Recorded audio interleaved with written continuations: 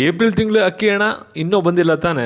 ಹಾಗಾದರೆ ಈ ಒಂದು ವಿಡಿಯೋ ನೋಡಿ, ಯಾಕೆಂದರೆ ರಾಜ್ಯ ಸರ್ಕಾರದವರು ಈ ಒಂದು ದೊಡ್ಡ ಬದಲಾವಣೆಯನ್ನು ಮಾಡಿದ್ದಾರೆ ಏಪ್ರಿಲ್ ತಿಂಗಳ ಅಕ್ಕಿ ಹಣದಲ್ಲಿ. ಈ ಒಂದು ಅಪ್ಡೇಟ್ನ ನೀವು ತಿಳ್ಕೊಬೇಕಾಗುತ್ತೆ, ನೀವೇನಾದರೂ ಪ್ರತಿ ತಿಂಗಳು ಕೂಡ ಅಕ್ಕಿ ಬದಲು ಹಣನ ಪಡ್ಕೋತಾ ಇದ್ರೆ.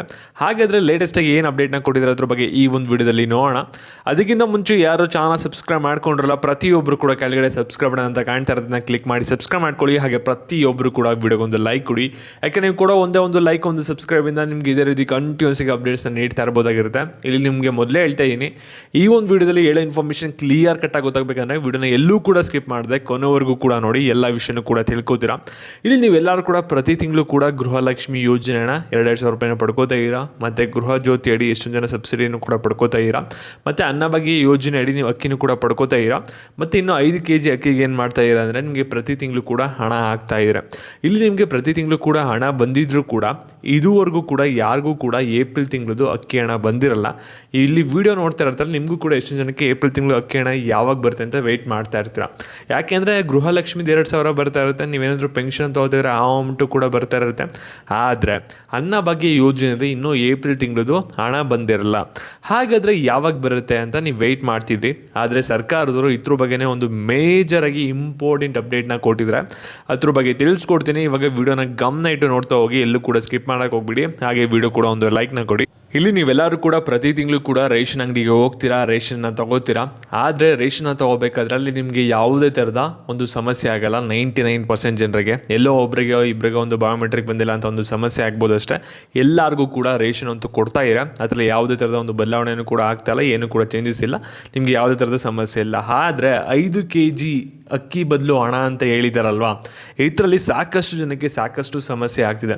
ಇಲ್ಲಿ ಗೃಹಲಕ್ಷ್ಮಿಗಿಂತ ಇಲ್ಲಿ ಅನ್ನಭಾಗ್ಯ ಯೋಜನೆ ಹಣ ಬರದೇ ಇರೋರೆ ಸ್ವಲ್ಪ ಜಾಸ್ತಿ ಜನ ಇದ್ದಾರೆ. ಏನಕ್ಕೆ ಅಂದರೆ ಎಷ್ಟೊಂದು ಜನದ ಹತ್ರ ಬ್ಯಾಂಕ್ ಅಕೌಂಟೇ ಮಾಡಿಸಿರಲ್ಲ. ಸಾಕಷ್ಟು ಬಡವರು ಇರ್ತಾರೆ, ಅವ್ರಿಗೆ ಬ್ಯಾಂಕ್ ಅಕೌಂಟ್ ಇರೋದೇ ಇಲ್ಲ. ಮತ್ತು ಇನ್ನೂ ಕೆಲವ್ರಿಗೆ ಏನಾಗಿದೆ ಅಂದರೆ ಎಲ್ಲ ಕೂಡ ಕರೆಕ್ಟಾಗಿದೆ, ಏನು ಕೂಡ ತೊಂದರೆ ಇಲ್ಲ, ಆದರೂ ಕೂಡ ಅನ್ನಭಾಗ್ಯ ಯೋಜನೆ ಅಡಿ ಅಕ್ಕಿ ಬದಲು ಹಣನೇ ಬರ್ತಲ್ಲ. ಇಂಥವ್ರು ಏನು ಮಾಡಬೇಕಾಗುತ್ತೆ ಅಂದರೆ, ನಿಮ್ಮ ಒಂದು ಏನು ರೇಷನ್ ಕಾರ್ಡ್ ಯಾವೊಂದು ಫುಡ್ ಆಫೀಸ್ ಅಂಡರಲ್ಲಿ ಬರುತ್ತಲ್ಲ, ಅಲ್ಲಿಗೆ ಹೋಗ್ಬಿಟ್ಟು ಅಲ್ಲಿ ನಿಮ್ಮ ರಿಪೋರ್ಟ್ನ ಫೈಲ್ ಮಾಡಬೇಕಾಗುತ್ತೆ. ಅವರು ನಿಮ್ಗೆ ಏನಾಗಿದೆ ಸಮಸ್ಯೆನ ಅಲ್ಲಿ ಆ ಒಂದು ಡಿಪಾರ್ಟ್ಮೆಂಟ್ಗೆ ಕಳಿಸಿರೋ ಏರ್ ಡಿಪಾರ್ಟ್ಮೆಂಟ್ಗೆ, ಅವರು ಅದನ್ನ ನಿಮಗೆ ಸಾರ್ಟ್ ಔಟ್ ಮಾಡ್ತಾರೆ. ಯಾರಿಗೆ ಒಂದು ಕಂತಿನದು ಅಕ್ಕಿ ಹಣ ಬಂದಿರಲ್ಲ ಅವ್ರಿಗೆ. ಮತ್ತು ಇವಾಗ ರಾಜ್ಯ ಸರ್ಕಾರದಿಂದ ಏಪ್ರಿಲ್ ತಿಂಗಳು ಅಕ್ಕಿ ಹಣದಲ್ಲಿ ಒಂದು ದೊಡ್ಡ ಬದಲಾವಣೆಯನ್ನು ಮಾಡ್ತಾ ಇದ್ದಾರೆ. ಯಾಕೆಂದರೆ ನಿಮ್ಗೆ ಎಷ್ಟೊಂದು ಜನಕ್ಕೆ ಇವಾಗ ಏಪ್ರಿಲ್ ತಿಂಗಳದು ಅಕ್ಕಿ ಹಣ ಬರದಿರೋಕ್ಕೆ ಇದೇ ಒಂದು ಕಾರಣ ಆಗಿರುತ್ತೆ.